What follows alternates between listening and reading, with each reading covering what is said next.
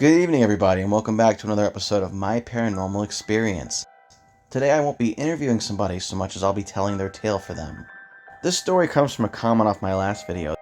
This is from the YouTuber Goosebumps For Dummys, or in short, Goosebumps For Dummies.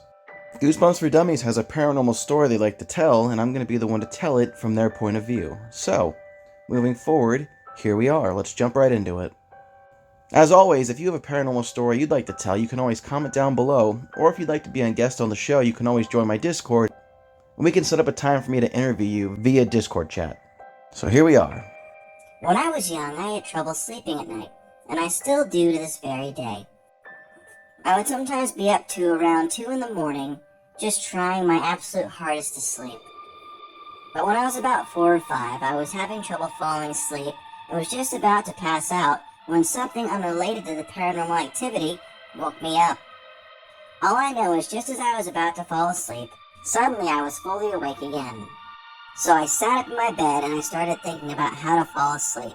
I looked across the room and out into the doorway.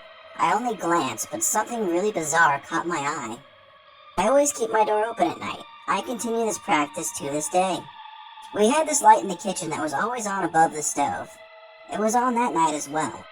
This would cause a little bit of light to bleed from the kitchen into my doorway, as the kitchen was right around the corner from my room. And what I saw that night was, as I stated earlier, really bizarre. There was this shadow, and it looked kind of like a man, who was standing out of view. Now at first I shrugged this off as I had turned my head quickly and I had noticed that as it had a bobblehead, it had a really weird round shape to it. I thought maybe it was that or my dad. But the longer I stared, the more I began to notice. It had some defining features, such as military gear. And the reason its head was so round was because it was wearing a helmet.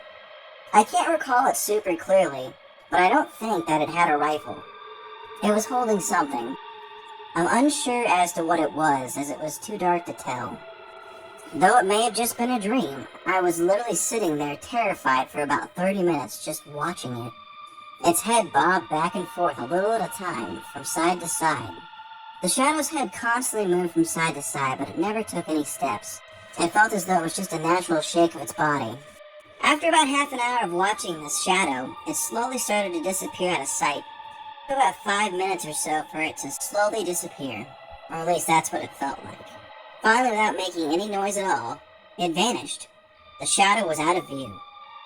After what felt like hours, I finally got some sleep that night. The following morning, I told my mother what had happened. It was rather relieving to hear that she believed, since she strongly believes in the paranormal community. She's experienced haunted houses, haunted dolls, demons, and other things. So she's somewhat of an expert when it comes to the paranormal.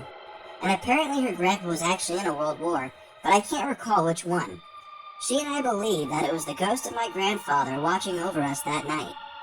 Nonetheless, it was still rather creepy.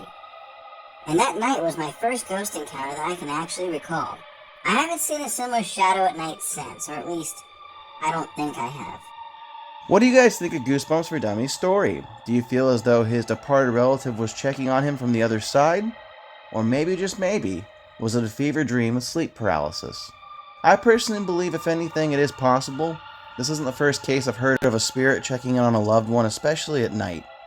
If it was as late as Goosebumps For Dummies claims, it's a good chance it happened sometime during the witching hour, which everybody knows that's when paranormal activity is at its strongest. Like I said, comment down below, share what you think with me, and let's talk about it together. And if you have a paranormal story you'd like to share, once again, I'll happily plug my Discord down below. I'd love to have you on the show. Thanks for tuning in. If you haven't done so already, maybe consider subscribing, commenting, dropping me a like. This kind of stuff helps the channel, and I greatly do appreciate it. For now, I've been your host, Bumps in the Night, and we'll see you in the next one.